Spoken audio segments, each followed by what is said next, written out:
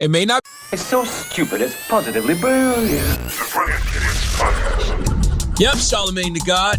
Welcome to the Brilliant Idiots Podcast. We didn't do a podcast last week. Because it was Thanksgiving. Not to mention, do they know? They don't know, right? Oh, okay. I'll let. Oh, I don't know if you told anyone. I just know they weren't. All right. Andrew's pregnant. I'll let him. Andrew's pregnant. He's expecting. But he'll be back next week. Next week, I believe. But we had to take a break, man. It was Thanksgiving, and we're gonna take another break for New Year's probably. We'll probably give y'all a best of show like we do every year. But how are you? What's happening? We can just jump right into it. We're going to do all the usual segments. We're going to do Ask an Idiot, a lot of Ask an Idiot, but we're going to start off with what we saw this week that was positively brilliant, and we're going to see this week what we thought made us say, what a fucking idiot. First and foremost, positively brilliant, Jangle Jangle on motherfucking Netflix. Let me tell you something. What is that? Jangle Jangle is a movie on Netflix. It's a Christmas movie. It's a holiday movie. It's a feel-good movie. My wife wanted us to watch it as a family on Thanksgiving night. So we sat down and we watched it on Thanksgiving. And I felt like I wanted to cry 4 times. Now, mind you, I was completely sober. And it's one of those movies where she was like, oh, the kids are going to enjoy this, whatever. But you end up enjoying it more than the kids do. Just because it's a lot of deeper meanings. My oldest daughter understood it because a lot of these Christmas movies end up being about belief and faith most of the time. Because, Christmas is about Jesus, the reason for the season. So a lot of these movies are about faith and belief. And, Jangle Jangle is one of those. And A Christmas Story starring Ralphie has always been one of my favorite holiday movies. Probably my number one. It's not even close. It is my number one. That is my number one favorite movie. He's in this one? No, I'm just saying what Ralphie, the space that Ralphie holds in my heart, Journey from Jangle Jangle now holds in my heart. Like that movie is that good. I watched it 6 fucking times. And the second time I watched it, I was like, oh, I got to watch this while I'm drinking. And I got to watch this while I'm on an edible. Absolutely balling. And you have it takes you through a range of emotions. You got tears of sadness at one moment, and then you got tears of joy, by the end of the movie. And it's a musical. I'm not one of those people that really likes musicals, but it's not like a corny musical. You know what I mean? Because it's Christmas, it's the holidays. It's a really, really good film, man. So Jangle Jangle on Netflix is positively motherfucking brilliant. And I too believe that the square root of impossible is possible with me. See, you don't even know what that is because you ain't seen the movie. Okay, but trust me, when you see the movie, you'll understand. That will become your Hakuna Matata, kids. Trust me. All right. What I saw this week that made me say, what a fucking idiot. Nate Robinson's team. There's no reason Nate Robinson should have ever been in the ring with Jake Paul. I didn't even think that was a match that was really going to happen. I do remember vaguely, hearing somebody tell me that Nate Robinson and Jake Paul was going to fight on the undercard of the Mike Tyson Roy Jones fight. And I said to myself, that's a bad idea. The reason it's a bad idea because any skilled fighter, anybody that does combat fighting for a living will embarrass you. Okay? And people think just because you know how to street fight, you can get in that motherfucking ring and box with people. No, it's not the same. He sounds like he's calling himself the new Floyd Mayweather. Well, he's doing that because he's trying to bait Floyd Mayweather into fighting him, which is actually smart because if Floyd Mayweather bites that bait, that's a big payday for Jake Paul. You know what I'm saying? like that'll be a huge payday for a Jake Paul, and he knows that. So I don't think he thinks he can really beat Floyd Mayweather. He just thinks that if he baits Floyd Mayweather into fighting him, he can get Floyd to come out and he'll get a big payday. But Floyd would be stupid to do that. Like certain things, I get fighting Conor McGregor. Conor McGregor was the guy in the UFC at the time. But fighting Jake Paul, nah. You still have a great legacy, my brother. You don't got nothing to prove. That's like fighting the guy that runs up on you in the street and thinks they can beat you, Floyd Mayweather. Just like a regular guy runs up on you in the street and want to fight because you the champ, you the undefeated champ, and he think he can beat you. You wouldn't put your hands on him or let him challenge you to a fight. So don't do that with Jake Paul. Let them know who you want Him to fight. I want Jake Paul to challenge Clarissa Shields. That's what I want Jake Paul to challenge. Clarissa Shields. Let me pull up Clarissa Shields' stats, right? Clarissa Shields, and salute to Clarissa. That's the homie. Clarissa she's held 3 multiple world. She holds multiple world titles in 3 weight classes, and she reigns as the undisputed female middleweight champion. That's who Jake Paul should fight. Okay, it would be a great matchup because it's black versus white, because it's man versus woman. We have these conversations about equality and what women are capable of, what men are capable of. I think Clarissa Shields, as skilled as a boxer she is, this is how much I believe in the science of boxing. As skilled of a boxer as she is, I think she will beat Jake Paul in that ring. And the reason I think she'll beat Jake Paul is simply because she has more experience. I really do. I think boxing is a science. And, Nate Robinson did not know the science. You know how they back in the day be like, yo, what's the science, God? Nate Robinson didn't know the science. The science is not leading with your fucking face. Did they have beef before? That's why they went into it? I think it started with some Twitter talk, and everybody's giving Nate Robinson credit and saying, yo, it takes real heart to get in the ring. Yes, it does. But it takes real brains to not get in the ring. Somebody like Floyd Mayweather was super smart. You know why Floyd Mayweather was super smart? Because he picked his opponents. And he fought when he wanted to fight. Okay? And he fought who he wanted to fight. And he fought them how he wanted to fight them. Nate Robinson, training for that little bit of time, getting in the ring with somebody who's been training the past 4 years, somebody who I've watched on pay-per-view before, somebody who actually boxes, that was just a terrible idea. A terrible idea. He needs to fire every single person around him. I don't give a fuck. Certain things aren't worth the money, man. Because now you got to be a fucking meme for the rest of your goddamn life. How do you ruin your basketball legacy and you ain't even had a goddamn basketball in your hand? How you ruin your basketball legacy in the boxing ring? Whenever people think Nate Robinson from now on, they're not thinking 3-time dunk champion. They're not thinking his 10-year NBA career. They're thinking about that knockout that he suffered in the ring against Jake Paul. And I don't even blame Nate Robinson. I don't think it's Nate Robinson's fault. I mean, it is kind of his fault because he's a grown man. He makes his own decisions. But whoever he had around him advised him wrong. Or maybe he just wasn't listening. I don't motherfucking know. But either way, it wasn't a good look for him. Y'all all saw him get knocked out. And I want to see Jake Paul fight Clarissa Shields next. That's who you should call out. All right? Clarissa motherfucking Shields. But what? What you thought was, worth the money was watching Tyson and Roy Jones. Well, I did that because I watched it because of the years of entertainment that Mike Tyson and Roy Jones have provided me. Roy Jones was the greatest fighter of the 90s. Hands down. There's nobody that knows boxing that'll tell you different. I know Mike Tyson was exciting. Mike Tyson had the video games. Mike Tyson had the reputation. Baddest man on the planet. Yes, he was all of that. But when it comes to pure boxing, just who's a better skilled boxer, who was the best boxer, the greatest boxer? Roy fucking Jones. Roy Jones was That's what I thought. When he was boxing, who do you think really should have won? Do you think it was Tyson? Who the fuck cares? It literally was just watching 2 old men in there tussling. It was a good. You ever seen 2 old men fight for real?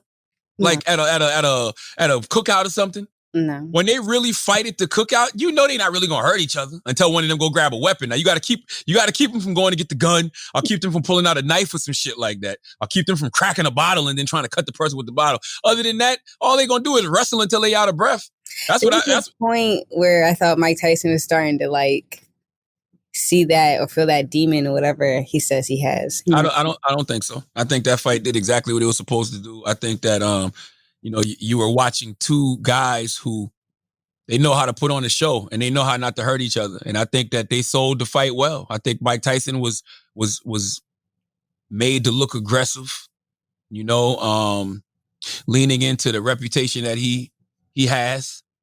And he looked aggressive and he looked tough, I guess, for a 50-something-year-old man. Roy was claiming he was hurt, and that's going to open the door for Mike Tyson's new Legends League.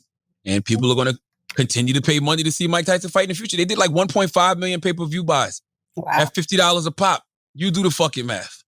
You know what I'm saying? 1.5 million pay-per-view buys at $50 a pop. Yes, they're going to keep selling us these geriatric motherfucking fights. Okay, you're going to see Evander Holyfield in there. You might see Buster Douglas in there. You might see who knows? I don't even know. Is Buster Douglas still alive? I don't know. Lennox Lewis. I think he died. Buster Douglas died? I got to double check. But see? That's how you know motherfuckers is old. When you have to check to see if they're still alive. And by the way, these guys ain't that old. I mean, they 50-something. Like, I don't know, Buster, if he's alive, he should have been in his 50s. He's what? He's still alive.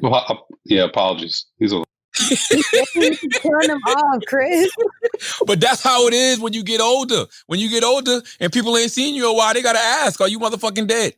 But I thought it was brilliant. I thought that fight was positively brilliant, not because of the fight, but just because the way they sold it. 1.5 million pay-per-view buys, you know, the concerts in between, the great undercard, which I knew was going to be the most entertaining part of the night between Jake Paul and Nate Robinson. I thought it was great. What else did I see this week that made me say, what a fucking idiot? Democrats. And I want y'all to add this. Because, you know, I always talk about Democrats, you know, being terrible at messaging. And I saw Barack Obama, I think he was on, I think it's called Good Morning America, Snapchat or Snapchat America, something like that.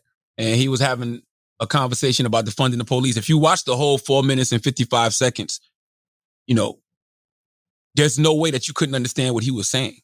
He totally agrees with the why of what defunding the police is. The why of what defunding the police is you want to take, you know, money from these inflated police budgets and reinvest it back into the community, reinvest it back into the school system, reinvest it into, you know, proper, you know, mental health care, reinvest it into just healthcare, period. You know, create job training programs, just reinvest the money into the hood, to the people that actually need it, provide opportunities for these folks. And he agrees with all that. He agrees with reimagining, you know, how people police in America. He agrees with police reform, all of that stuff.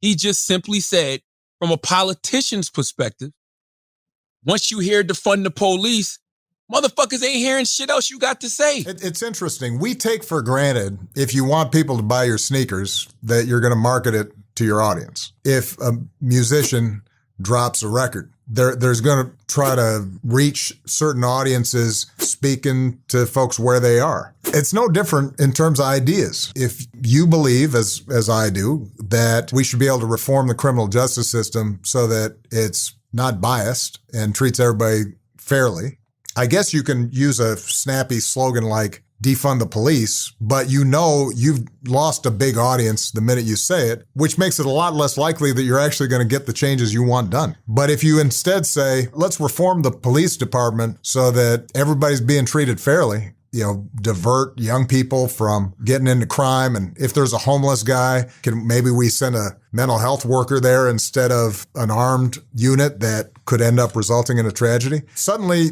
a whole bunch of folks who might not otherwise listen to you are listening to you. And the reason he's right is because Democrats are so bad at messaging that they let the conservatives, they let the Republicans co-opt the defund the police slogan, or whatever you want to call it, and turn it into something that it's not. So when people hear defund the police, they hear abolish the police, they hear get rid of the police, and not actually focusing on what the why is, which is taking money out of these inflated police budgets and reinvesting that money back into communities that need it. There's no way anybody can flip that narrative if you just constantly talk about the why. And all I saw all day yesterday was motherfuckers arguing about the slogan.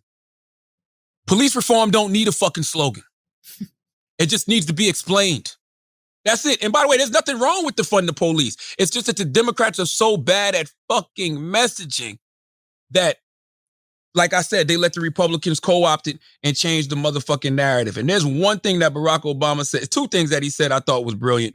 One, he said that Democrats need to stop leaning on all the old establishment Democrats and start leaning into people like AOC. If you want to move people, they are moved by stories that connect with their own lives. They're not moved by ideology. Now, one thing I will say about the Democratic Party, promoting young people is really important. We stick so long with the same old folks and don't make room for new voices. The Democratic National Convention I thought was really successful considering the pandemic, but the fact that an AOC only got 3 minutes or 5 minutes when, she speaks to a broad section of young people who are interested in what she has to say, even if they don't agree with everything she says. New blood's always good. And he's absolutely right. And the reason he's absolutely right is because AOC knows how to message and communicate to those people that they possibly could be losing. But it's this line right here. This line right here that Barack Obama said sums up so much shit in regards to everything that's going on in this world, especially on social media.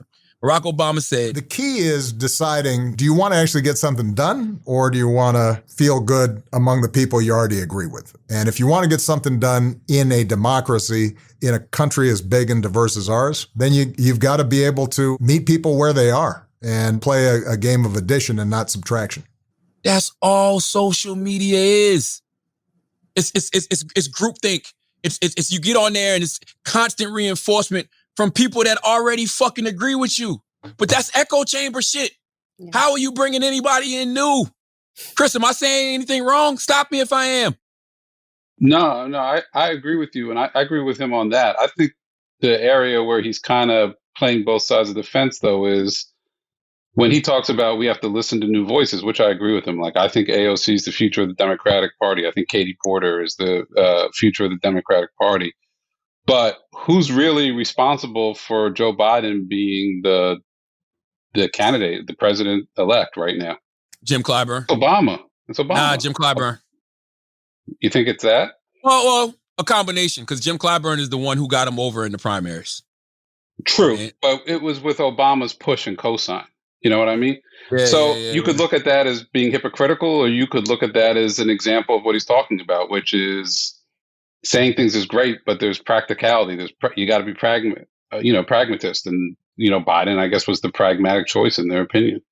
And I think that's what people get fucked up with Barack Obama, right? Like, I think we look at Barack Obama and the symbol of Barack Obama is revolutionary, right? Black president of America, the head of, Black president of America. That's revolutionary. Like, oh shit, America got a Black president. The symbol of Barack is revolutionary, but that's it. He's a politician at the end of the day. He's a centrist Democrat. Like he was explaining barely. Yeah, he actually leans a little bit more conservative in some ways. Would you say? Yeah, I mean, another thought I had, and I don't know if you've heard that, has there been pushback? I mean, he's being very vocal right now. He's being very out in front right now because he has a book to promote, right? Mm-hmm. Should he have been this outspoken before the election? Yes, Barack Obama should have been this outspoken 2 years ago, 3 years ago. And that's what I've always said. Once again, Democrats' messaging is terrible. The reason it's terrible is because everything that Donald Trump was doing was not normal.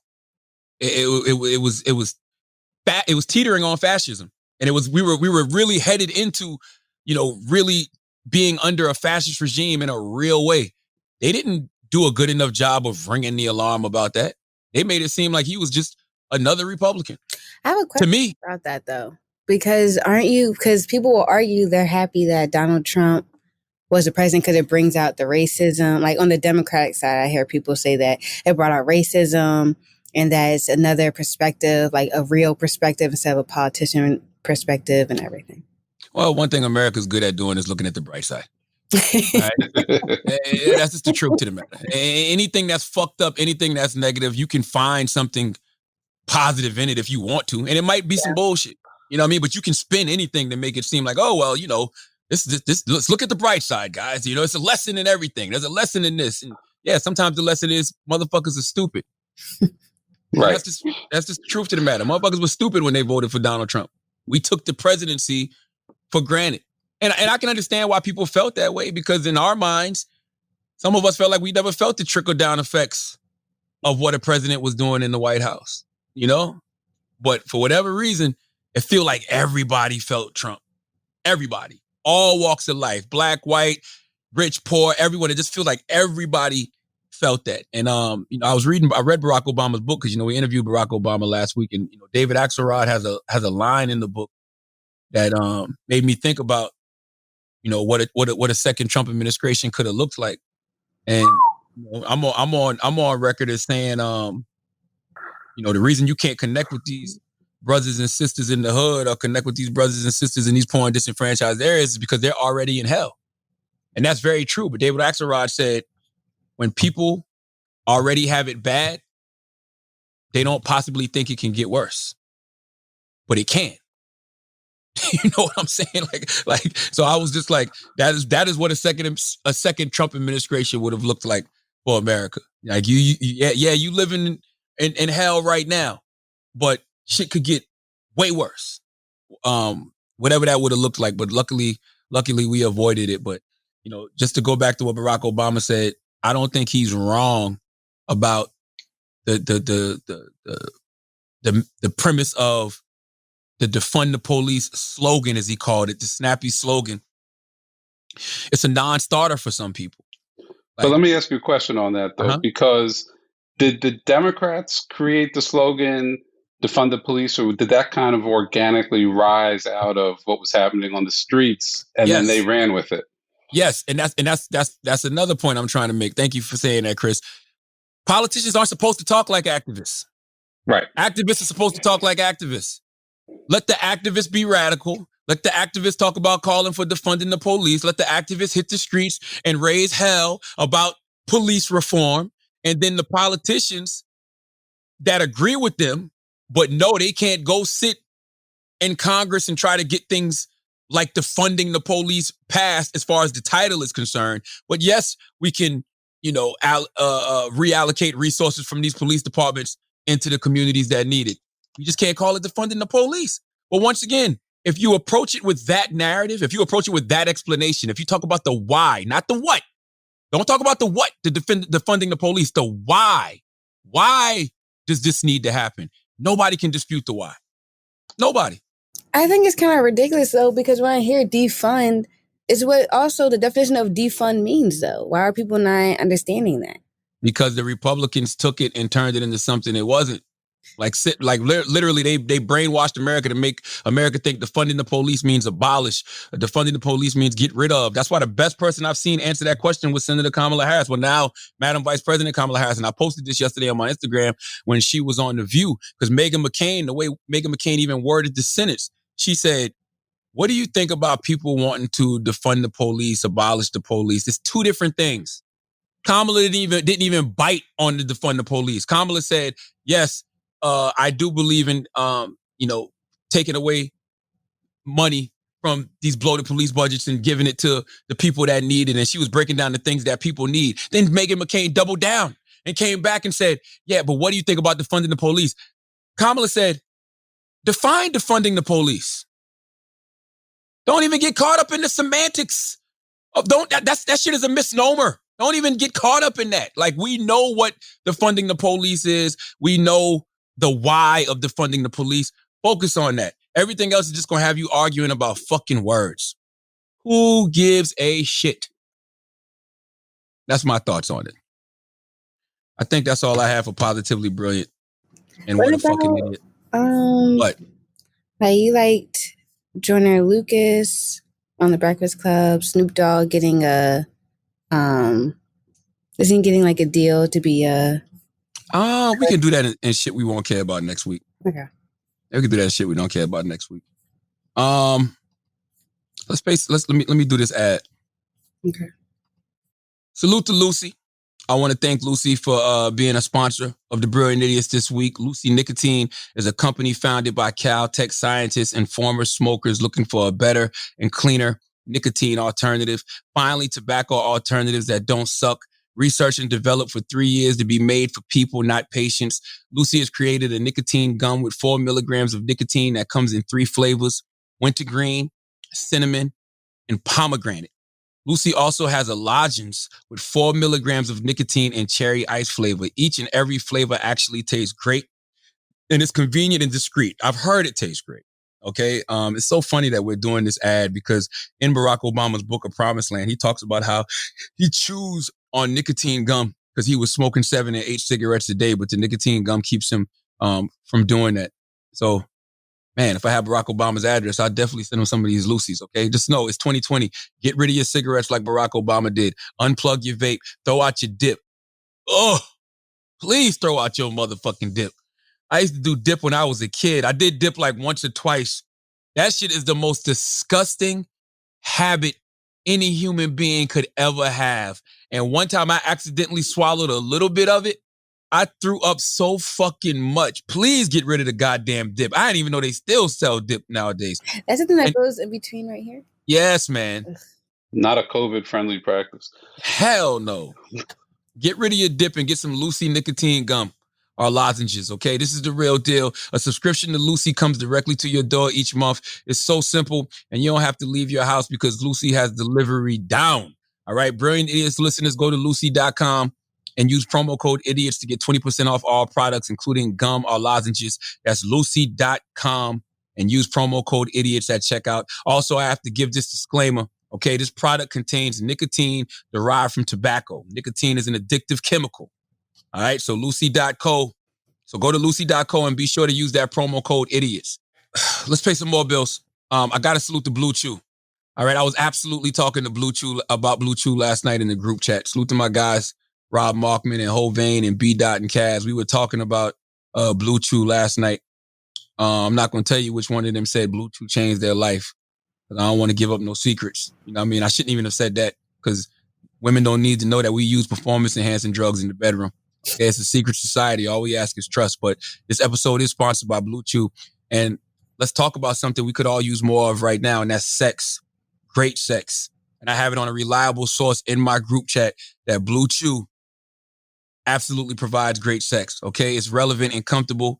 Okay, guys, you can increase your performance and get that extra confidence in bed with Blue Chew. Blue Chew brings you the first chewable with the same FDA-approved active ingredients as Viagra and Cialis. You can take them anytime, day or night, even on a full stomach, so you can be ready whenever an opportunity arises. It's so crazy because when the person in the group chat was swearing by Blue Chew, I said, yo, Wax swears by Blue Chew. And I'm sitting there thinking about this. Wax got a baby coming. So clearly that Blue Chew motherfucking works. All right. Right now, we've got a special deal for our listeners. Visit BlueChew.com and get your first shipment free when you use our special promo code IDIOTS. Just pay $5 shipping. Again, that's Blue, BLUE, Chew.com. Promo code IDIOTS to try it for free. Blue Chew is the better, cheaper choice, and we thank them for sponsoring the podcast. And remember, when you support our sponsors, you help make this podcast possible. So please be sure to use our promo code IDIOTS at BlueChew.com. Now, Taylor, give me some shit I won't care about next week. All right. So with Scottie Pippen, Jr. Or no, sorry, it's not even Scottie Pippen, but Larsa Pippen, getting caught holding hands with Malik Beasley. Look at Malik Beasley. Malik Beasley got framed. Black men don't cheat. It's fucked up how. By the way, that's social media in a nutshell. Social media in a nutshell is literally we see something.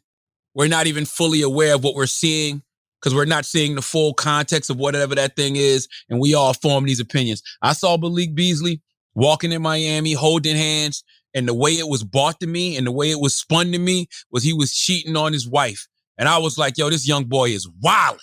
You know what I mean? I'm like, he's 24 years old. Black men don't cheat, but young black boys do. And I'm like, he's still in his boy phase. He walking around Miami, holding hands with his side chick. I was like, yo, this dude is wilding, and he clearly wants a divorce. Come to find out, him and his wife been separated.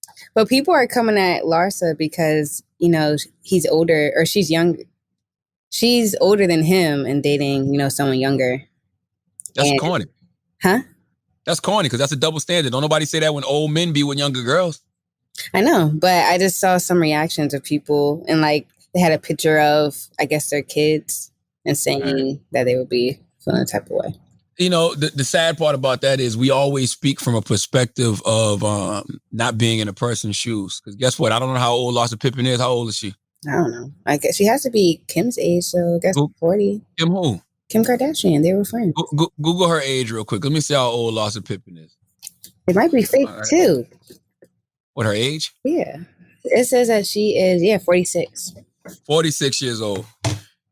You knocking that woman being 46 fucking a 24-year-old until you get 46 and you tired of fucking these niggas that's on Blue Chew.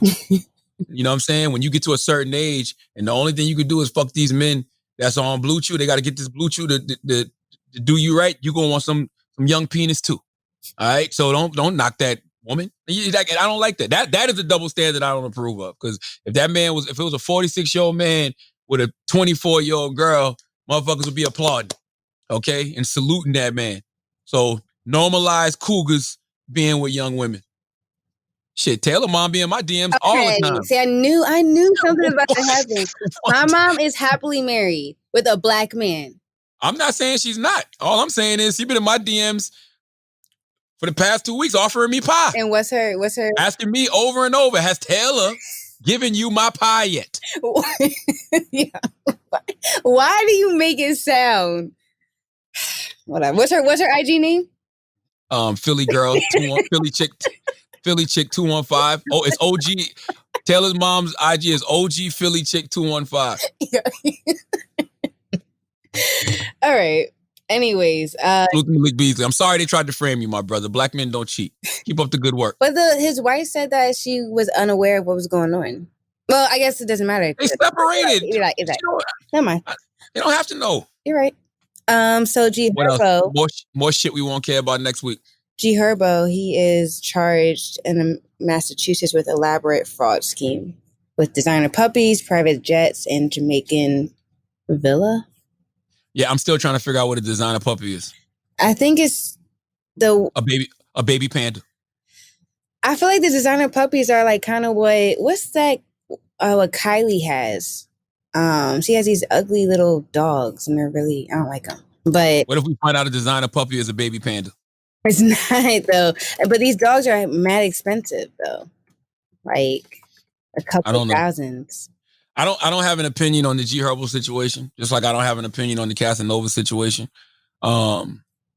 because I feel, and I don't know if G Herbo was a RICO case. I think the RICO, is the RICO just in New York? I don't know. I don't know if the RICO is a national thing or not. I don't fucking know. I don't know. But I feel like sometimes they grab these brothers who have a lot to lose and they lump them up in these cases, with people that they may know, may not know, people that they may grow up with, have grown up with, whatever, just to try to get them to fold.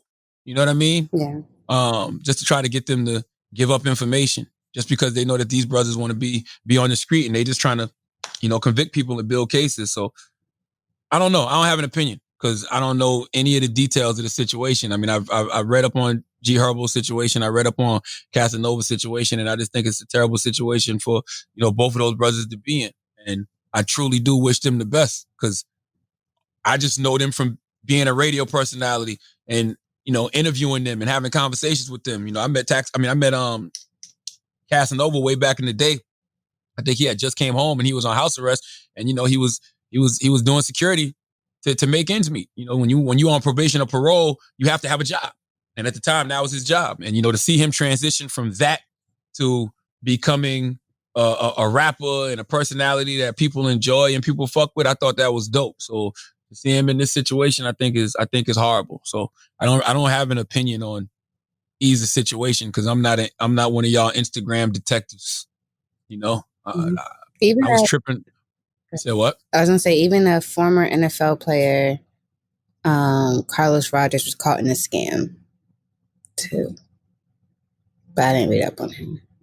Who? Carlos Rogers. He's from Washington, the former Washington football team and San Francisco 49ers. I think I did read that story. Listen, all of y'all motherfuckers that have been participating in PPP fraud, you're going to fucking prison. There's no ifs, ands, or buts about it. If you have participated in PPP fraud in any way, shape, or form, you're going to fucking jail. It may not be today, it may not be tomorrow, but you're going to fucking jail. So, God bless. All right? That's what you get. That fucking fake ass business you put on that application, that shit is as real as Santa Claus. I did hear that from someone who's involved in approving the loans, that they think and it's like you said, it's not going to happen today. It's not going to happen tomorrow, but they're going to come looking for this stuff, for the documentation and the proof. And the person who told me was like, give it 2, maybe 3 years. A lot of people are going to get caught up in a lot of problems. Yes, a lot of people getting caught up now, but don't Already? Well, yeah, they've arrested a lot of people for PPP fraud, but it's going to be worse in the next 2 or 3 years because right now they get the big guys, right? The guys that are stupid enough to get $1 million from PPP or hundreds of thousands of dollars. But all you little $10,000 motherfuckers, y'all going to jail too? Well, I just heard someone that I went to school with. She just got caught $400,000 from a small business that she never had. The business never existed. It's a whole nother story with her. That's Pink Pussy Lips LLC. It's all for a nigga. What you mean? She just spent mad bread on him, and it was $400,000. Like, wow! Now he gonna be out here dicking down another girl with money that you risked your life for, took a penitentiary chance for. I don't feel sorry for them people, man. I really don't. And the main reason I don't feel sorry for them is because I know a lot of people with small businesses who couldn't get access to that money. That's the other thing that bugs me out, though. How is it so easy for the scammers to get loans, but people who have actual legitimate small businesses? She used their card, though. She used their card. What do you mean? Like they had a business card, and she just would run or spend money on that card. How much you get? I didn't even know what was going on. Don't do that. I just saying that I know someone, and now the guy left her for a white girl. That's all I'm gonna say. Wow. Speaking of white, every girl you saw on vacation during the pandemic in a white swimsuit absolutely was participating in PPP fraud. The white swimsuit is a telltale sign of motherfucking PPP fraud. The white swimsuit with a random woman on vacation, telltale sign of PPP fraud. Mark my words. I know somebody that's going to jail. Watch. 2 years from now, Taylor. Watch. 2 years from now, she going to jail. Mark my motherfucking words. But you know, the thing with the PPP, it's not only fraudulent businesses that don't exist. I mean, at the end of the day, these things are loans. And I think a lot of people are operating as if it's free money.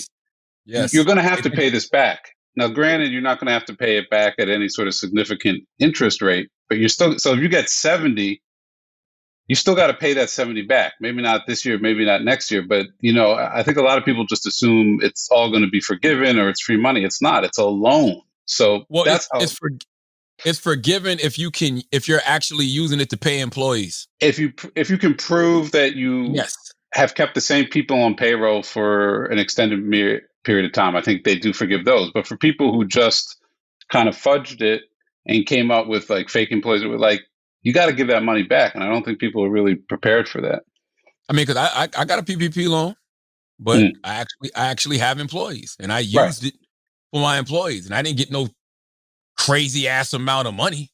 You know what I'm saying? I did it because my financial team said I could do it. It was like, why not? You have employees, you know, I kept all my people on payroll. I mean, you see with JT, what happened to her? That's why she went to jail in the first place. Salute to JT. Today's JT born day, goddammit. Y'all gonna start showing JT some motherfucking respect.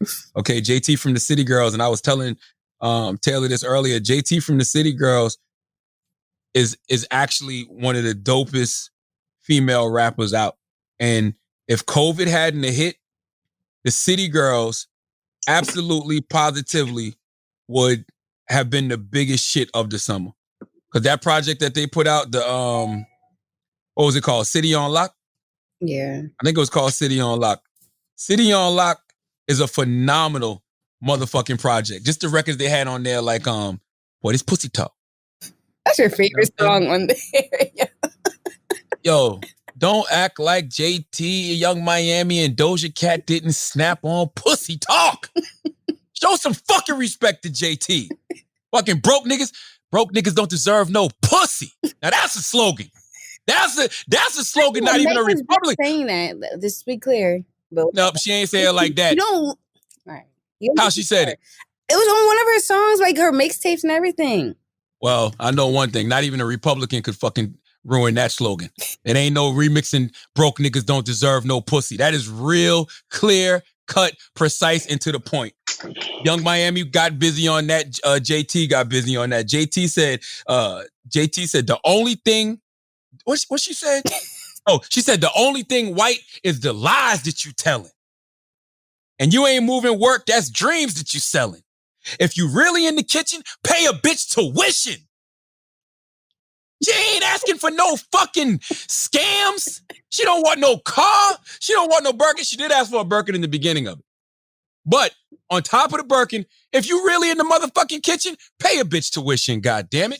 By the way, that's how you take a negative and turn it into a positive. You doing something you ain't got no business doing. You in the kitchen, you cooking up dope, you selling dope. Take that money, invest into somebody else. Take that money, pay a girl's tuition. Let her go make something of herself because you're just going to go to jail. And guess what might happen? When you go to jail in 2 or 3 years, she might be your attorney because you paid her fucking tuition. Y'all going to show JT some goddamn respect. Happy born day to JT, man. JT, I'm telling you right now, if the COVID hadn't hit, that album the City Girls put out earlier this summer would have been the biggest fucking shit. Those 2 young ladies make great music. That's amazing music. That ratchet shit that y'all like.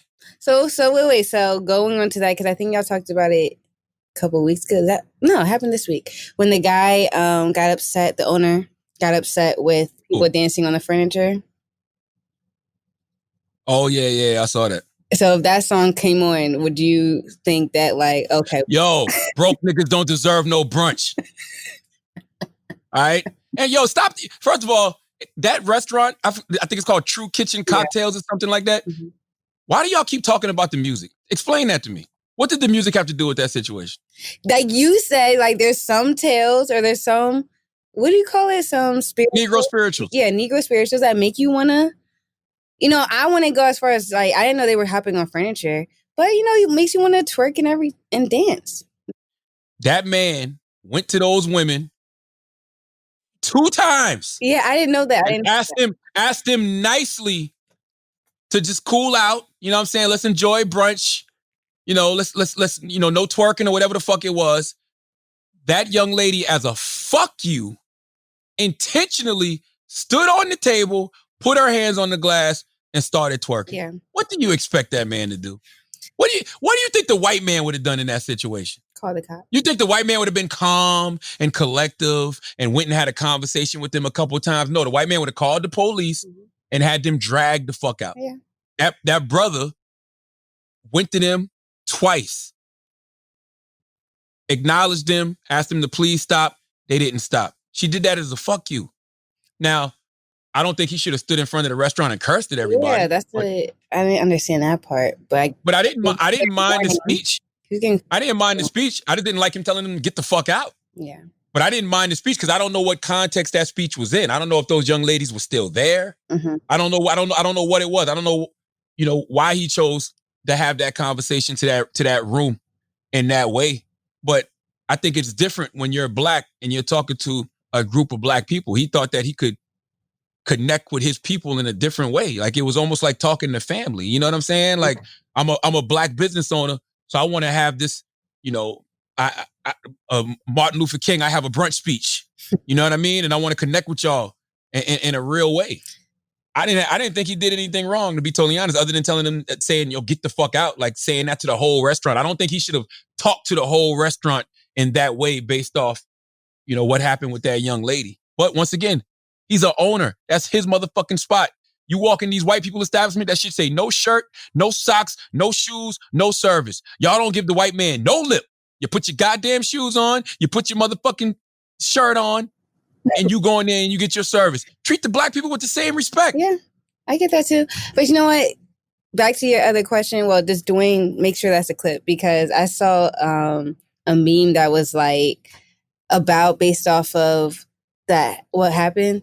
And I'll just show it to you because they were saying black people will dance to anything. And it was like a video of a black person dancing to like the ice cream song and everything.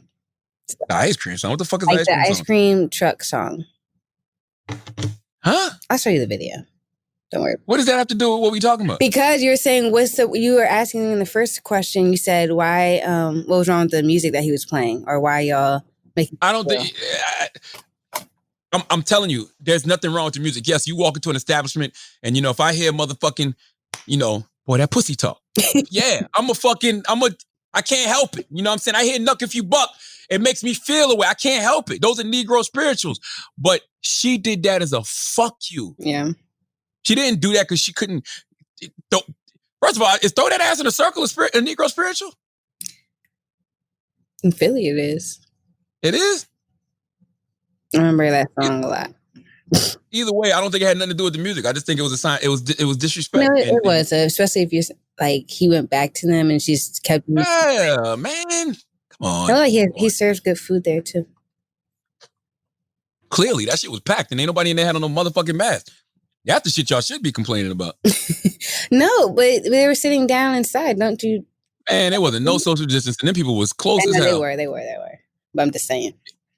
All right, give me some more shit you won't care about next week. Drake announces launch of Nike sub label, which he also. I like the name of it.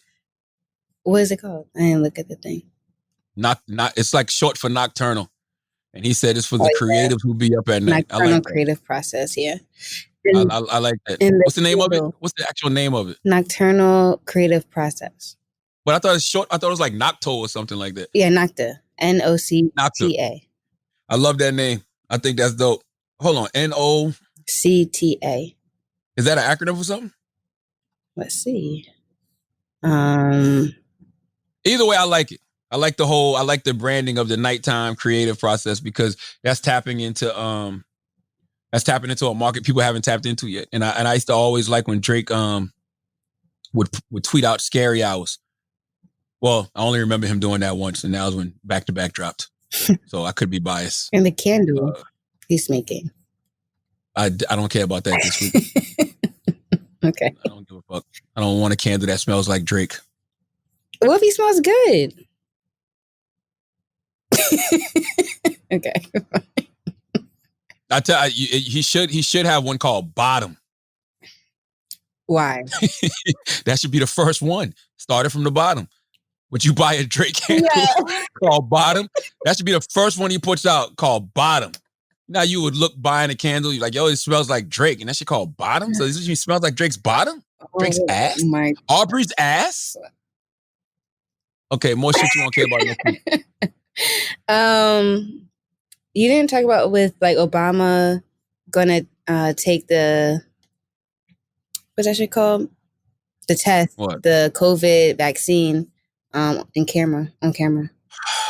Yeah, I don't know if y'all heard Barack Obama. It was him, George Bush, Bill Clinton. Yeah. George Bush said they'll all take the vaccine for coronavirus. I don't give a shit. First of all, how do we know that they getting it? And they said they would do it publicly. How do we know they actually getting the real virus injected into them? I mean, the real vaccine injected into them. We don't fucking know. Yeah. Like they can show us anything on TV. How do we know that they're actually getting injected with the vaccine? And I'm not an anti-vaccine person, even though I've never gotten the flu vaccine in my life. Clearly, when I was younger, we got vaccinated because, you had to be in school and stuff. And, my kids have had shots now to be in school. But I'm not going to be the first person in line for that damn COVID-19 vaccine. I'm not either. And Barack Obama was talking and he said something like he understands why black people, are leery about taking the vaccine because of the Tuskegee experiment and things of that nature. And it's just like, so I'm going to take it to show y'all. Let's never forget Barack Obama's half white. That's his white side talking. You know what I'm saying? The black side of him is like, stick it in the left arm.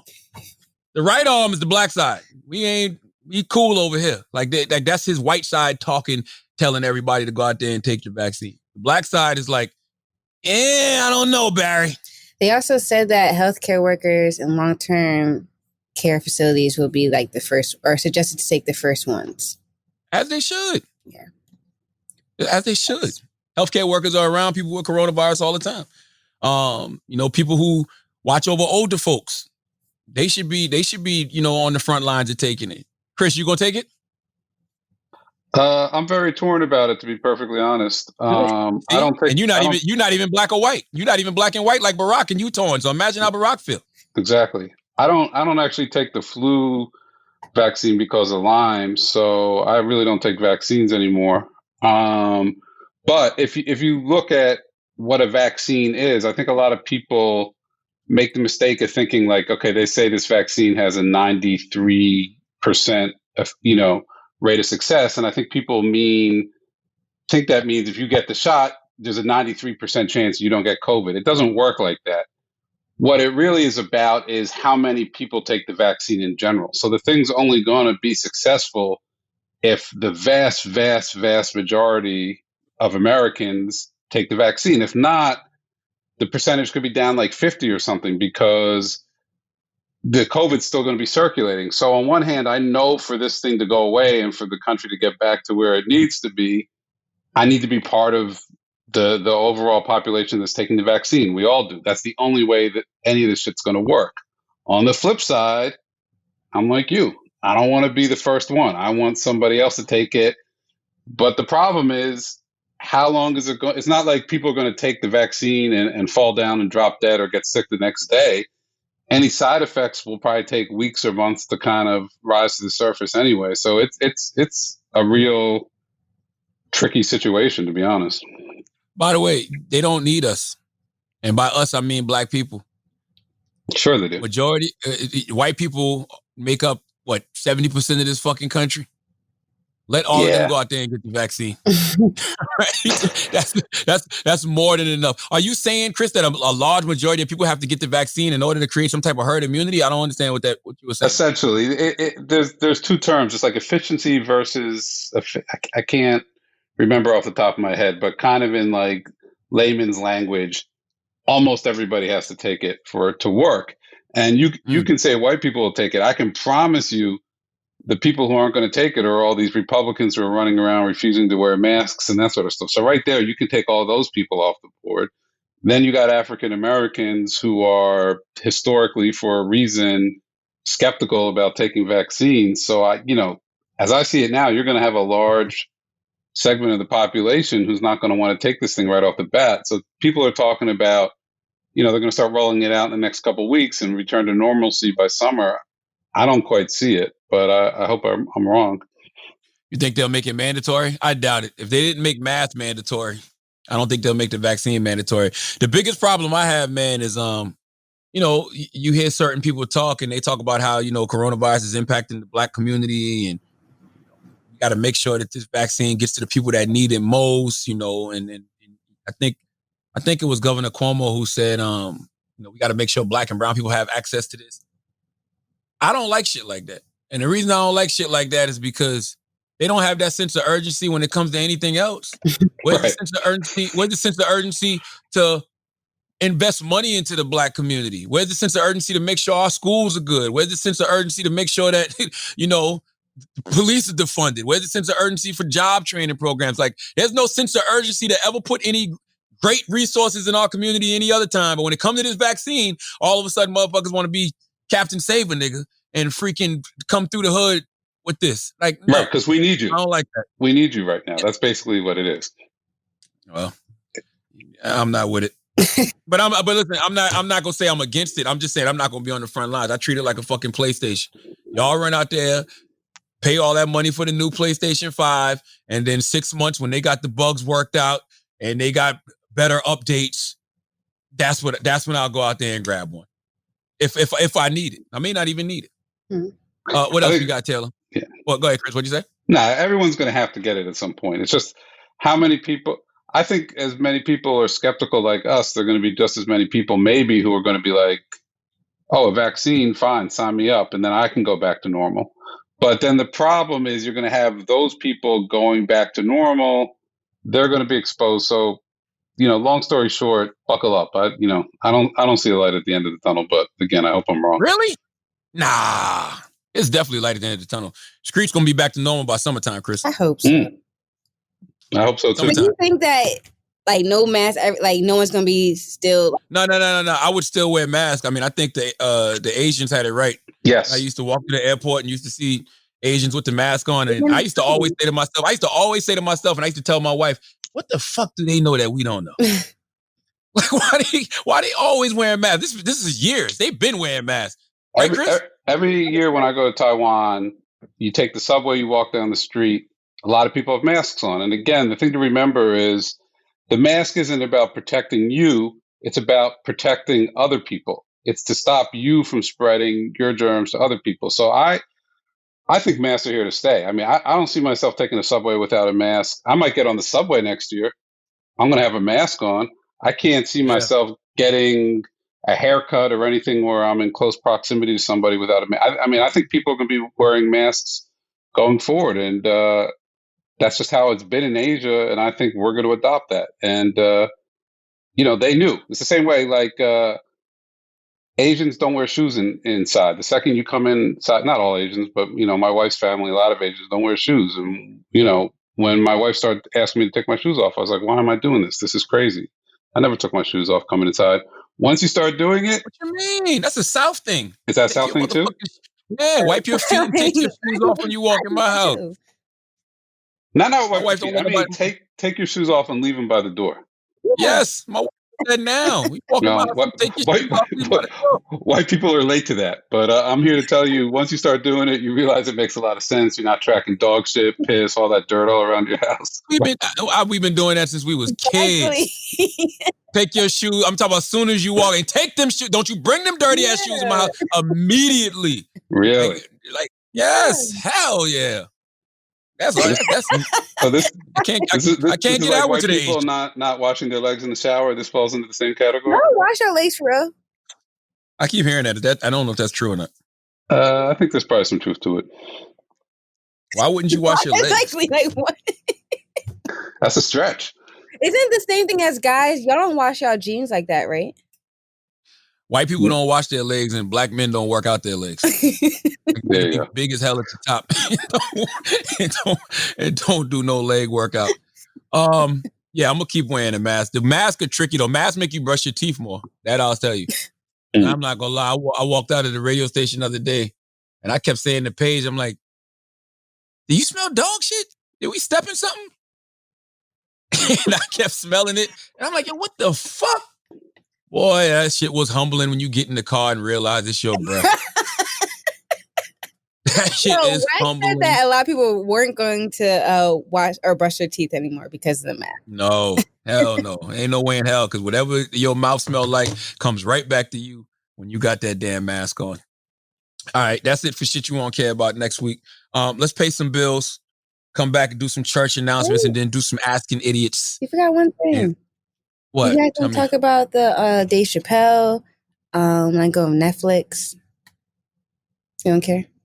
Oh, we didn't talk. Oh, we was off last week.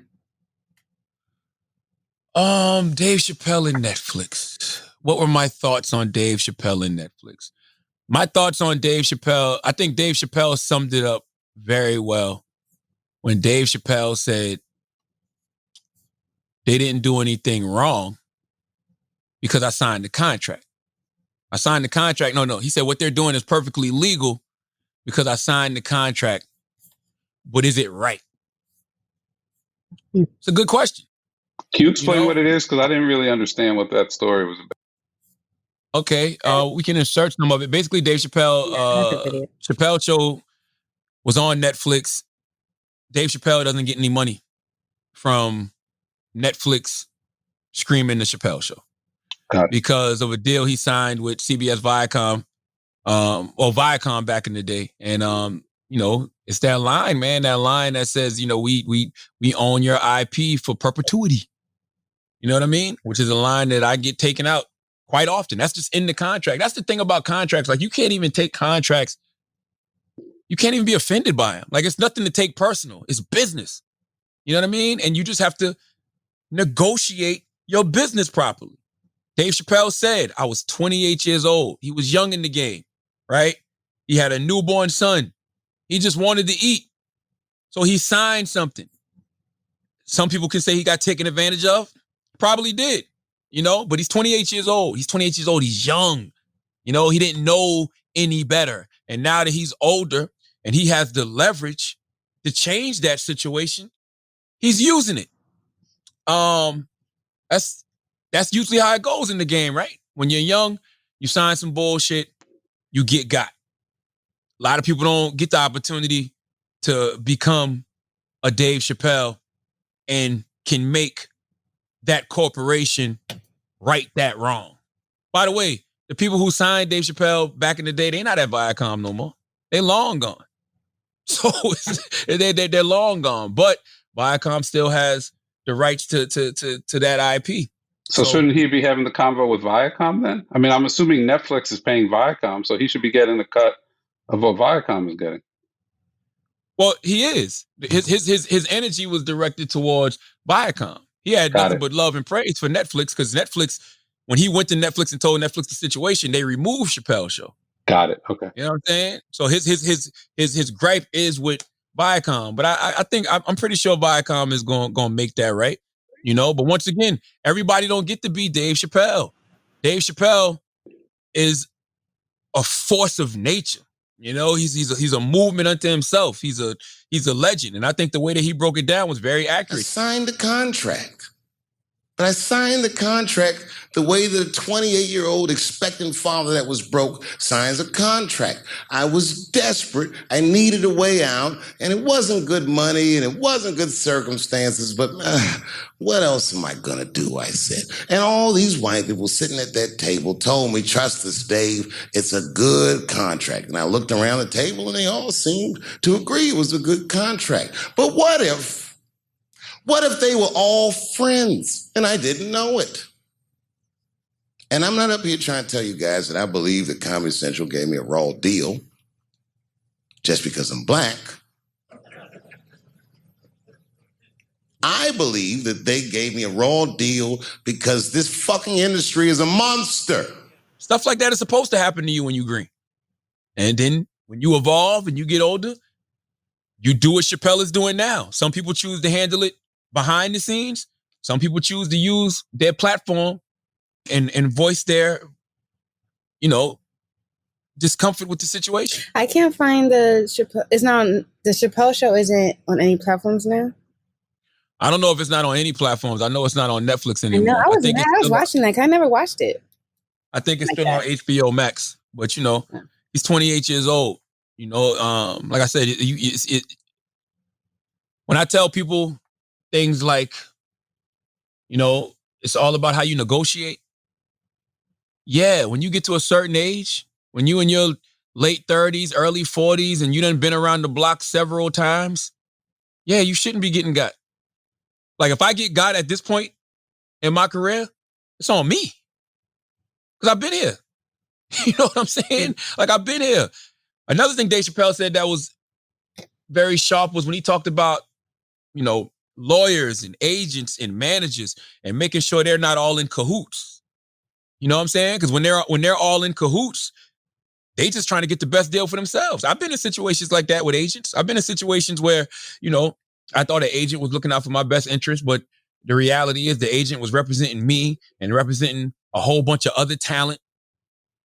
And sometimes they negotiate against each other. Like they'll be like, well, look, I'll get Charlamagne to sign for this when I probably should have got way more, but I'll get Charlamagne to sign for this, you know? But you got to give this person over here a little bit more.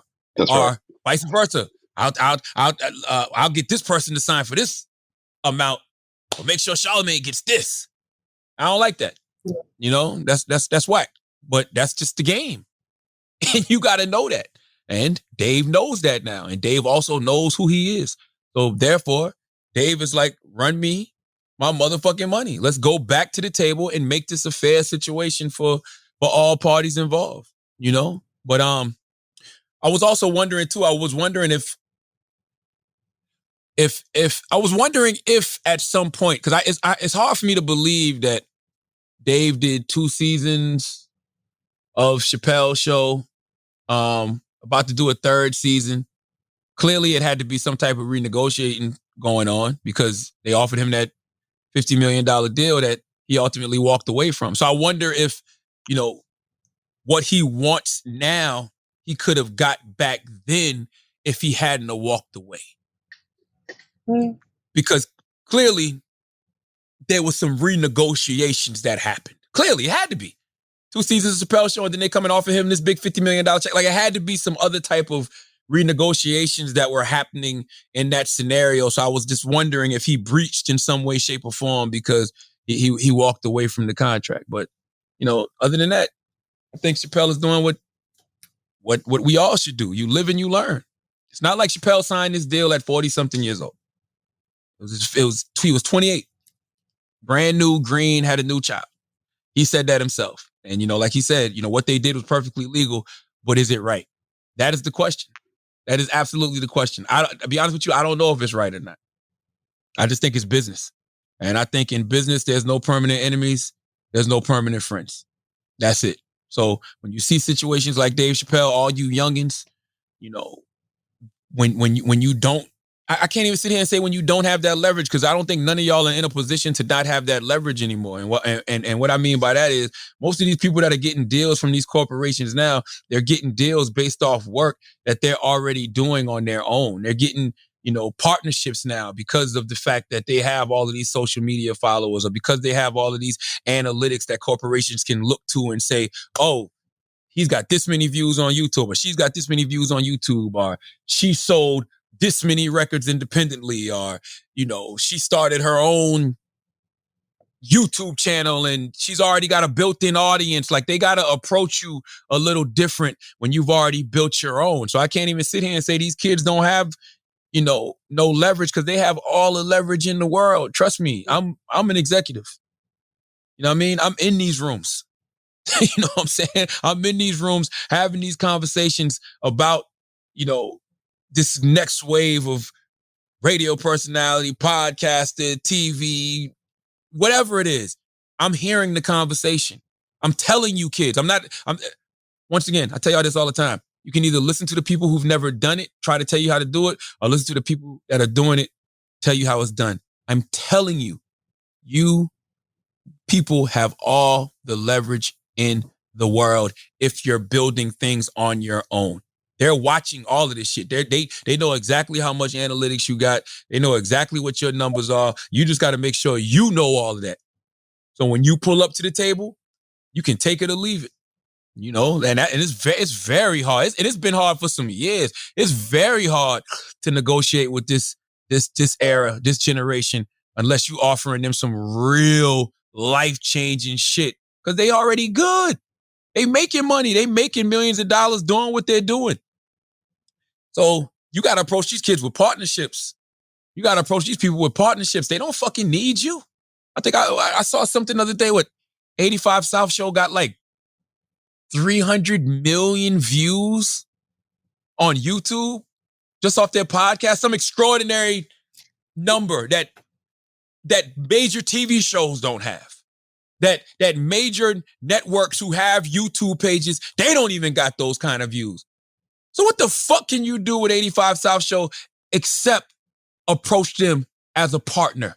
That's it. Mm-hmm. There's nothing else you can do with people like that. And they not the only ones is all I'm saying. So trust me, man, you brothers and sisters, you got all the motherfucking leverage. Use it. Guys like Dave Chappelle, they went through that. So you don't have to go through that. That's it. And now let's pay some bills. Wait. Huh? Before that, just making it clear we got everything. The Snoop Dogg, what was your thoughts on him doing the commentary? I thought that Snoop Dogg offered a real nigga perspective, and I think real nigga perspective always cuts through to the bullshit. When you're listening to announcers talk about, oh my God, look at that punch. Oh, he got hit. Oh, he's down for the count. That's some old school dumb shit. And by the way, there was an announcer up there with him like that. I can't remember the guy's name, but he sounded like an old school announcer. When you're just sitting there watching Snoop talk like how you and your homies are sitting around talking, that shit cuts through. I want to hear Snoop Dogg on every... if he was a commentator on any sports thing, I'm watching it. Because... You know why? Real nigga perspective. Real nigga perspective always cuts through. I tell y'all this shit all the time. I'll watch. And on anything, when I first started in radio, the best thing that ever happened to me was I did not know how to do radio. I still don't know how to fucking do radio. I still don't know. You know what I'm saying? I just used to open the microphone and talk the way that we talk in the hood, the way that we communicate in the hood. That's all I knew. I didn't have background experience as a journalist, as a broadcaster, whatever. That's why my dumb ass got fired 4 times. But guess what? I stuck to that. And the reason I stuck to that is because all I know how to do is be me. I don't have, experiences. I mean, I have experiences. I don't have like education in a certain thing. You know what I mean? Like nobody taught me how to do this. Like I don't have any other way other than to approach this microphone and be me. And that's what Snoop Dogg does everywhere he goes. There is nobody better at being Snoop Dogg than Snoop Dogg. Just like there's nobody better at being you than you. And that's why you motherfucking keep losing, because you keep trying to be a second-rate version of something else instead of being a first-rate version of your motherfucking self. Yeah. And salute to Snoop for that performance during like the halftime, whatever it was. And Lil Wayne was supposed to. I never enjoy someone, like, 'cause I don't really enjoy rappers solo, but I enjoy Snoop's performance. Like I could watch him all day. That's what you call classic catalog. Yeah. Lil Wayne, by the way, there's not one artist who performed at that. I didn't see the other ones. Well, no, I take that back. I take it back. French Montana performed. YG performed. French was with Sway Lee. Yeah. I'm missing somebody. French, Sway Lee, YG. Somebody else performed, and it's slipping my mind right now. I can't. Oh, St. John, and I think somebody else. But they all fit, and the reason they fit is because you had the undercards and you had the Nate Robinson, Jake Paul fight. That all made sense, right? Got the young artists out there, whatever. The reason Snoop was better than Wayne, because Wayne would have ended up being the headliner, because I think Snoop performed last minute because Wayne didn't. The reason Snoop was better is because Roy Jones is of the 90s. Mike Tyson is of the late 80s, 90s. Mm-hmm. And as Snoop said during his commentary, he came up in that Roy Jones, Mike Tyson era. His music and Death Row was providing the soundtrack for that whole wave. Like Tupac, the night Tupac got killed, he was at a Mike Tyson fight. Mm-hmm. Or the night he got shot and then eventually died, he was at a Mike Tyson fight. So Snoop's music was the perfect soundtrack leading into that Mike Tyson, Roy Jones situation. And that's just classic catalog. Like, Snoop Dogg got nuclear weapons, bro. Like that's just once again, man, Snoop is a 101. Like you can't duplicate Snoop Dogg if you tried. And trust me, many people have tried and they have failed. He's a 101, just like Dave Chappelle is a 101. Some people are just 101s. And all of us, not even just some people. Every single person on this planet is a 101. You just got to be confident enough in yourself to lean into yourself. Yeah. That's it. Simple as that. We get so caught up in seeing other motherfuckers and what they're doing, and we see what's working for them, and we try to duplicate that. And that's how you lose. Once again, don't be a second-rate version of somebody else when you can be a first-rate version of your motherfucking self. Yep. Now can I pay these bills, Taylor? You still want me to talk about a bunch of shit I don't care about? It's fine. All right, let's pay some bills. Care Of. Care Of is a wellness brand that makes it easy to maintain your health goals with a customized vitamin plan that helps you feel your best today and supports you long-term, okay? All of Care Of's products are formulated with good-for-you, clean ingredients that are backed by science, okay? Your recommendations come in daily, individually wrapped packets that are perfect for getting back into a routine. Care Of's in-depth 5-minute online quiz asks you questions about your diet, lifestyle, and health concerns to help address your specific wellness goals. Imagine getting a one-on-one consultation with a nutritionist all without leaving your house. That's the ease of Care Of, okay? Just follow Care Of's expert recommendations or adjust your pack at any time. What you receive is totally up to you. Now, the seasons are changing. And as the seasons change, it's important to get ahead of taking care of your immune health. I'm telling you because, I always get like seasonal allergies, but I get them during the winter. So I be having like this dry cough. That shit is scary during this COVID-19 time. You know what I mean? I'm not even lying. I literally thought I had COVID about 2 weeks ago just because I had this cough and this itchiness in my throat and I was having a headache. Took a COVID test. I was negative, but I had to say to myself, this happens to me every year. You know what I'm saying? And it takes about 30 days for your body to adapt to new nutrients. So now is a great time to update your vitamin and wellness routines to help support your immune system. during this fall and this winter. Okay, so for 50% off your first care of order, go to takecareof.com and enter code idiots50. That's takecareof.com and code idiots50 for 50% off your first care of order. Also, I got to salute Cushy Dreams, man. Cushy Dreams, thank you, for also being a sponsor with the Brilliant Idiots this week.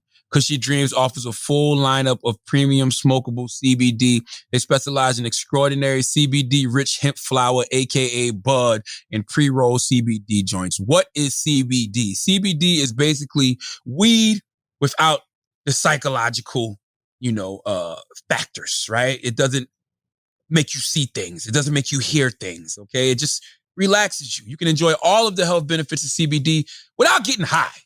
All right, it's cannabis that ships directly to you, and it's legal in all 50 states. Join the men and women who are sick of vapes and gummies and want to smoke their CBD. It looks like high-quality marijuana, feels like high-quality marijuana, and tastes like high-quality marijuana. Cushy is 100% hand-trimmed, never machine-trimmed. Each batch is slow-cured for 2 to 4 weeks to guarantee maximum freshness and preserve flavor and cannabinoids. All right, best of all, is grown in the USA.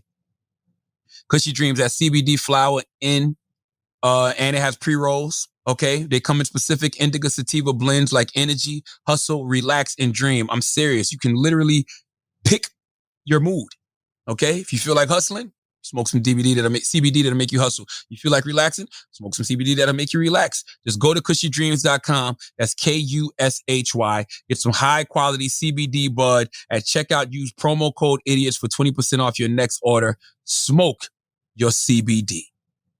All right, now let's get back to the show. The announcements are a very important part of what we do in church. All right, now I got some church announcements. First of all, I'm serious. Andrew Schultz is pregnant. And he's going to deliver at any moment. And I can't wait. I cannot wait to see this child that Andrew Schultz is birthing. I'm serious. Andrew Schultz has been cooking up, and I'm very proud of him. And, I know y'all missing Andrew from the podcast. I miss Andrew from the podcast. I really enjoy doing Brilliant Idiots. I enjoy talking to Andrew, because I'm able to come in here and, really talk about things that happen during the week, things that happen, not just in society and culture, but things that happen in our own lives. I get to, expound on things that happen on the Breakfast Club. And I really enjoy that. I really do. I really do appreciate it. You know what I mean? I love Andrew's perspective on things. So yes, I miss him when he's not here on Brilliant Idiots as well. But I promise you, you're going to be proud of our guy when you find out why he's been missing. Well, missing prior to the other shit that happened. But I'll let him tell you about that. But other church announcements, I want y'all to please go out there and pre-order Tamika Mallory's upcoming book, State of Emergency. It'll be out May 11th, 2021, but you can pre-order now wherever you buy books. That's courtesy of Black Privilege Publishing and Shyman and Schuster. I hope y'all took advantage of the Black Friday sale. I hope y'all took advantage of the Cyber Monday sale. From what I saw, y'all did. So I thank you for that. I really do. I genuinely appreciate that, man. I love Tamika. I call her our leader. She's my leader only because she's really on the front lines, and Tamika cares about us. She cares about Black people in a real way. And when I support somebody and I stand beside somebody, I'm doing it because I really see who that person is. And, Tamika Mallory history is going to be very kind to her. Very kind to her. Because history is never kind to people like that in real time. Because, they villainize us. That's what they do. They villainize us. They change the narrative about us and put out these false narratives about us. And, people don't even get to know folks. They just have an opinion based off something they heard. And I see it. You know what I'm saying? I see what she's out here doing for us. I see how she's literally putting her life on the line. Her and Linda Sawsaw and my guy, my son, salute to Carmen Perez, salute the whole Until Freedom. Like Tamika's always where the action is. Not because she wants attention. You know what I mean? Not because she's trying to get celebrity, not because she's trying to get money, but because she actually truly cares about Black people. It's very rare Tamika is not on 10 because it's some shit that's happening in the Black community. It's actually refreshing when I see Tamika take a break off just to laugh. It is. Yeah. It's actually refreshing when I take me and Tamika just having conversations about some other shit, because she deserves that. You know what I mean? Like, we really got to guard our mental health out here, and we really got to guard our spiritual energy and our emotional well-being, man. And, it's got to be balanced, right? That's why I love when she says on T.I.'s album, because she's on T.I.'s album, she says, she's Cardi B, Angela Davis, with some Jada Pinkett Smith. You know what I mean? And you can find her on Street Politicians every Wednesday with Fonz. Yes. I was definitely getting to that, but no, go out there and pre-order State of Emergency, Tamika Mallory's upcoming book. It'll be out May 11th, 2021. And basically her book is a blueprint. You know what I'm saying? Because the only thing that's changed about this country is the administration. Black people, we are always in a constant state of emergency. You know what I mean? So she's just giving you a blueprint on how to navigate through this country full of vultures. That's all. And how we can, truly liberate ourselves. And as Taylor just said, Street Politicians Podcast, that's also available on the Black Effect iHeartRadio podcast network. It's available wherever you listen to podcasts. I don't know why I keep saying buy. It's available wherever you listen to podcasts. Tamika Mallory and my son, they have Street Politicians. Talk about like different stuff too, not just politics. Not just politics. They just like this week.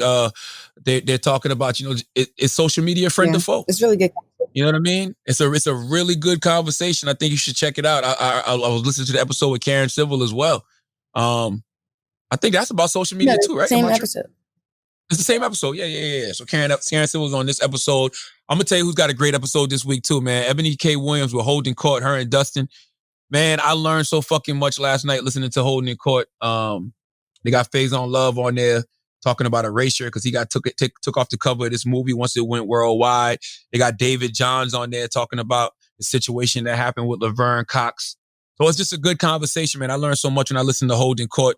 So, and I help produce with both of those. Okay. See, Taylor? See? Black Effect producer out here getting that money, doing her thing, having a real sense of responsibility. Okay? But yeah, go to the iHeartRadio app, type in Black Effect, and all the different podcasts will come up. Teslin Figueroa, Straight Shot, No Chaser. Teslin is super dope. She's got a great episode. Oh, no. Oh, never mind. I spoke too soon then. Okay. Never mind. But is it me? Am I on this week? You were on last week. Last week. I was on an episode last week. I gotta go. I don't know what Teslin did this week, but go check it out. And listen, and all the smoke, they're ending December with a bang. Salute to my guy, Matt Barnes and Steven Jackson. They got Paul George on next week talking about the whole situation with the Los Angeles Clippers. And, basically without saying it, Paul George is saying, we ran Doc Rivers the fuck up out of here. Okay. We got Doc Rivers fired, but he's in Philly now. So, God has a plan for everybody, but just go check out the Black Effect Podcast Network. And I really got to thank y'all, man, because I was looking at the numbers. Black Effect Podcast Network, I think we launched in late September. I don't remember the exact date, but I know it was late September. The first podcast we put out was Cut to It by Steve Smith. And then October is when we really, started releasing more. I really thank y'all and really, really appreciate y'all for y'all support, man. And, I just want to create more platforms for, more Black people to have voices and tell their stories. Oh, because Zuri Hall launched this week too. Oh shit! Thank you, Dwayne. Zuri Hall, Hot Happy Mess podcast that launched this week as well. Zuri is the homie. That's one of my loved ones. Zuri. I don't know if people know this, but Zuri, when I started Uncommon Sense on MTV2, Zuri was my original co-host. That's why I picked to be my original co-host. So like the original cast of Uncommon Sense was, Zuri Hall, Deezus and Mero. Those were my go-tos, every week. Like that's who was on the show with me every week. And me and Zuri actually shot the pilot of Uncommon Sense together. And then Zuri was on the first episode, but then she got snatched up by E. So her MTV2 deal was up because that's when I was already at MTV2 But, you know, they grabbed Jesus and Mero, and then they grabbed Zori, and they weren't using them, you know?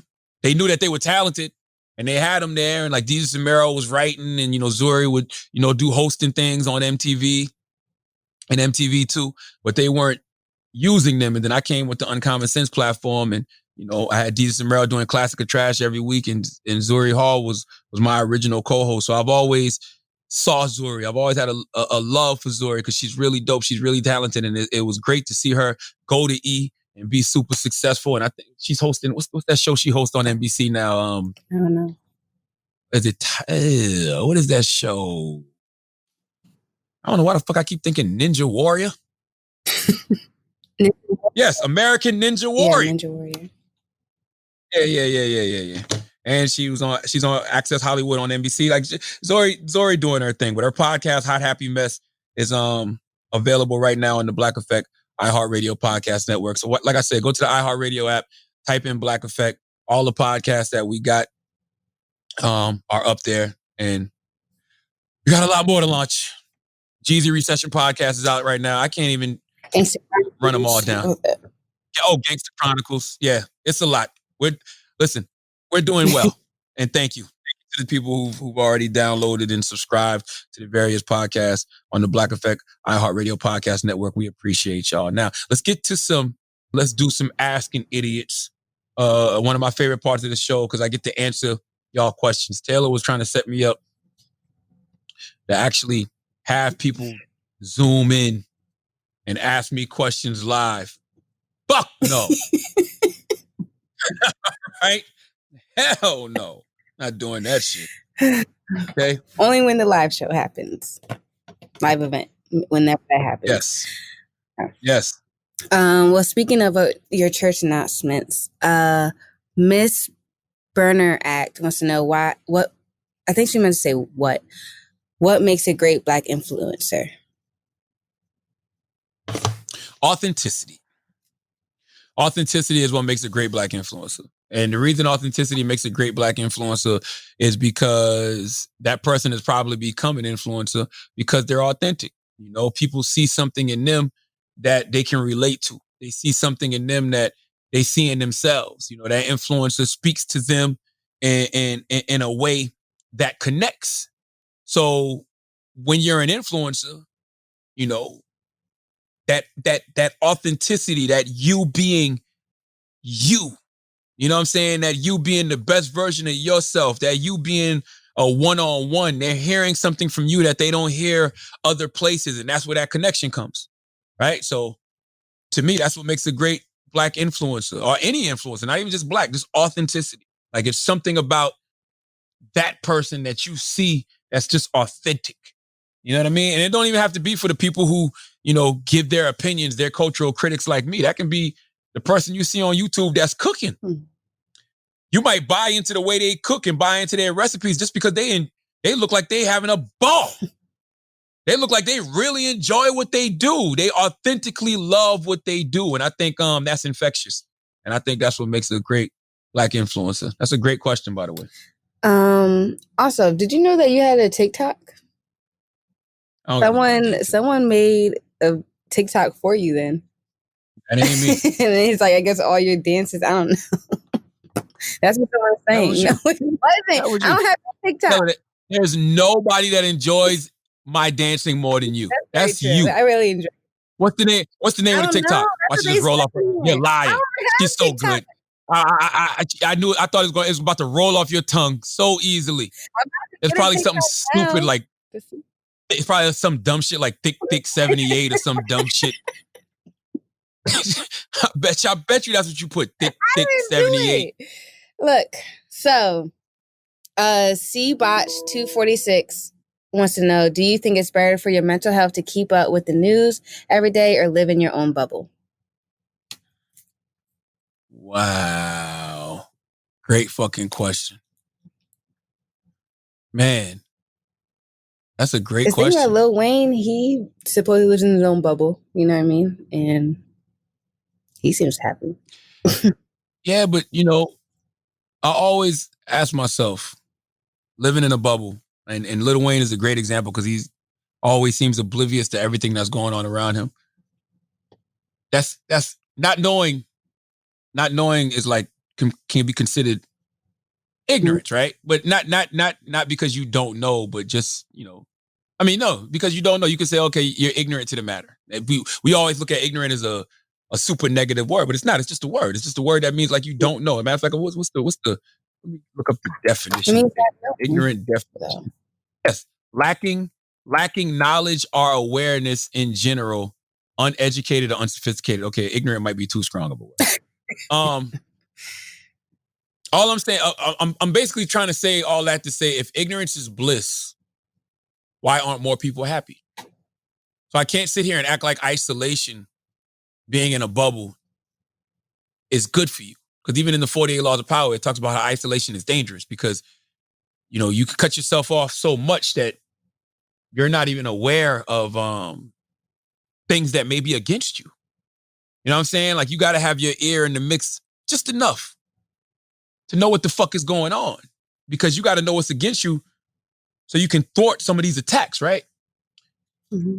So what's better for your mental health? Watching the news or living in a bubble? I think being aware is better for your don't mental react. health. Yes, be aware of everything. Choose, but acknowledge nothing. You know what I'm saying? I think that's what Taylor said is very true. You know, like what drives us crazy is the reaction.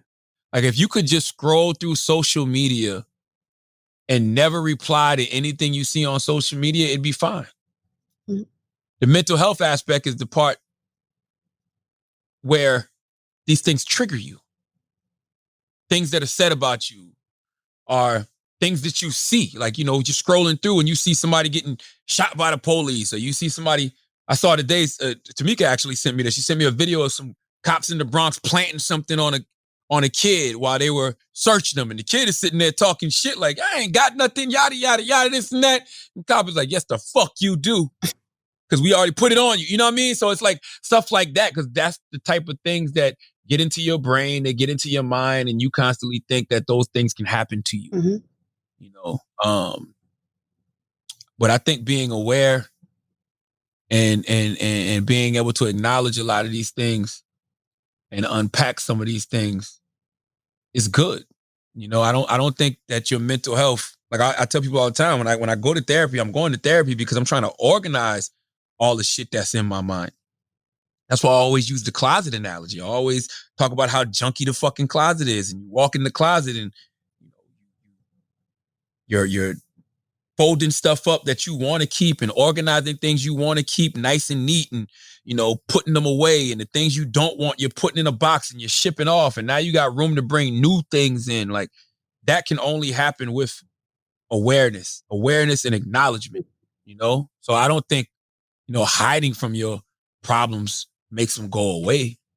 I don't think putting yourself in a bubble is going to make any of these things go away. I just think it's going to make it harder to deal with when you finally do pop up and get a dose of what's going on in the world. So for your mental health, I think it's better to be aware and acknowledge, you know, what's going on. And what's the point of therapy if you don't know nothing? Mm-hmm.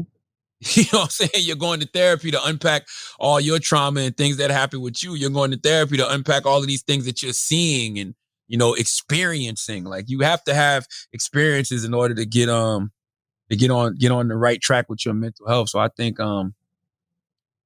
watching the news, I don't think it's anything wrong with being aware of what's going on. I was going to say too, it's a difference between watching the news maybe than social media. Because you mentioned social media, so maybe we just need to delete social media and then. I mean, I think it's all the same, because the news is showing you a lot of these things that are already on social media. Actually, a lot of the news is reacting to social media now. You know what I'm saying? They're reacting to things that happen on Twitter. They're reacting to things that happen on Instagram. I mean, shit, the president just spent 4 years on motherfucking Twitter. You know what I mean? Like, so, you know, social media is the news nowadays. So when you even say news, I'm thinking about social media and I'm thinking about watching TV. But I think the key is, you know, like I said, being aware, acknowledging, but also you got to know when to pull back. Mm-hmm. You got to know when to turn shit off. You know, you got to know when enough is enough. Like you don't have to torture yourself. You don't have to traumatize yourself. You don't have to punish yourself. That you don't have to do. You know, that's really what being mentally healthy is. Being mentally healthy is knowing when to unplug. Yeah. And yeah, that's just the thing. I don't think none of us know how to unplug. Okay. And what else? Hayes Days Podcast wants to know, what advice do you have for upcoming podcasters? Authenticity. Same thing I said for the Black influencers. Yeah, but they have to be like interesting, because I think everyone now thinks that they could just hop on and just talk regular. Like it has to be some type of.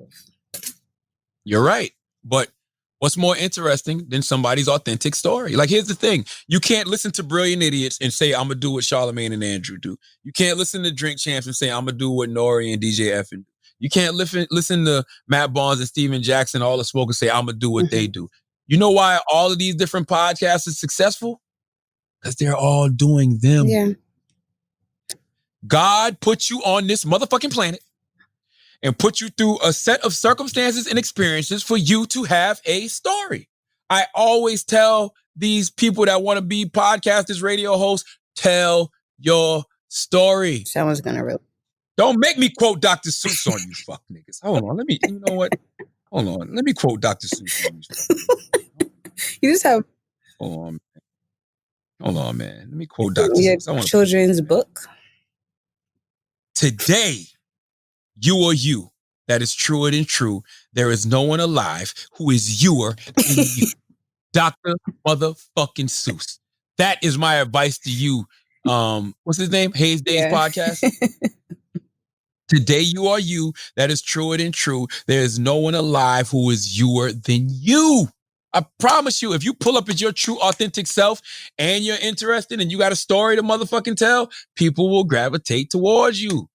I don't know why. I will repeat it again. Stop trying to be a second-rate version of somebody else. You can be a first-rate version of your motherfucking self. Authenticity, man. I'm telling you. I guarantee you, any podcast you think of, any personality you love, they are so unique. Mm-hmm.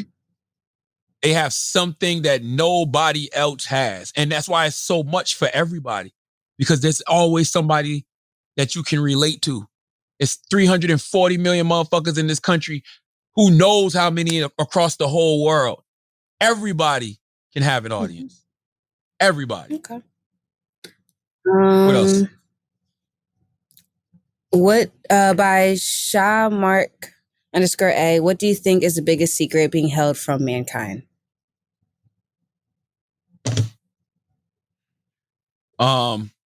Probably I knew you were going to say that. So someone also asked too if there's going to be a podcast about aliens and all that on Black Effect.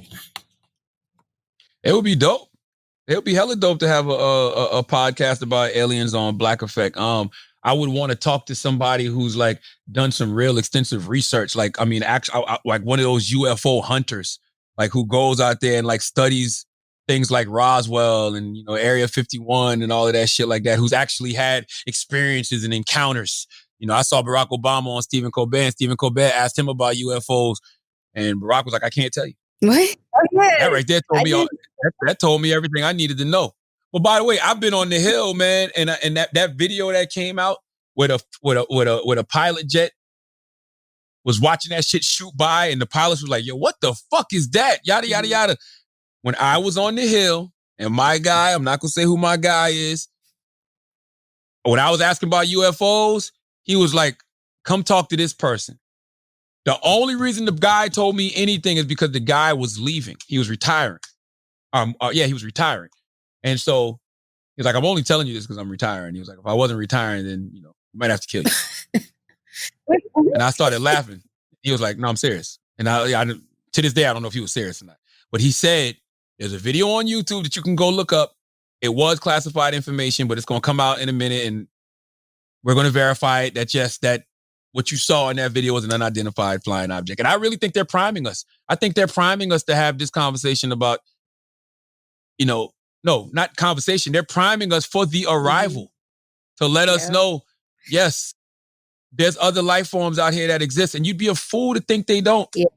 And America, the world needs this humbling, especially America. What would you do if you seen one, like, face to face? I have already. Face to face? I was laying in my bed. I don't remember how old I was, but I was laying in my bed.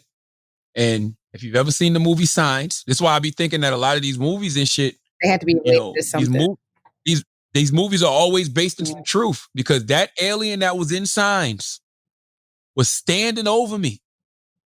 Just like how he was standing over motherfuckers in that movie. Remember when he was standing over Mel Gibson's daughter and he was like sucking the air out of her? I was laying down and I woke up and I had the feeling like the hag was riding me. And it looked just like the thing from Signs, except for it was purple and black. And as the sun started to rise, it started to fade away. For real? I always say that I'm an alien, but you know. Nah, you just short. You short, but you move tall, Taylor. And I've seen a flying saucer before. I saw a flying saucer when I was 8 years old, standing in my grandmother's yard playing. I always think turned around. When you and Schultz, we had that conversation before, and you was like, look, it might just be aliens coming, like saying, like, what if we rented Earth and they Earth is on a lease. I always think about that. Earth is on a lease, and they back like, y'all fucking this shit up. Y'all fucking this shit up, man. We gotta get these tenants the fuck up out of here. Y'all fucking up this beautiful ass place. All of this water used to be blue. When we left this fucking earth to you fucking humans, this whole shit was blue. Okay? We left you with everything that you needed, right? This land, we left you with all the medicine. You could just be living naturally, holistic. We left you with everything y'all fucking needed and y'all ruined it. Tearing all these goddamn beautiful trees down to fucking build Starbucks. What the fuck is a Starbucks? Get these dirty ass humans out of my motherfucking property now. That's what I truly believe. I really believe Earth is on a lease and humans have fucked it up, and now the aliens are coming back. And they're going to tell us we can do this the easy way or the hard way. Okay. Straight up. All right. You want one more? Yeah, give me one more. And we get up out of here. I guess. Damn, that was it. No. Okay. Will the 912_idiot, will the population of the United States ever come together as one without the influence of an outside threat?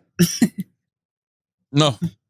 And even when the aliens come, it's not going to bring people together. Social media in the last 4 years have showed me motherfuckers don't really want unity and group operation. That whole, there's only one race, the human race, that is complete bullshit. Human beings are tribal creatures. Too, and because wouldn't we all look the same in a way? Like a little more similar, not different colors and all that shit.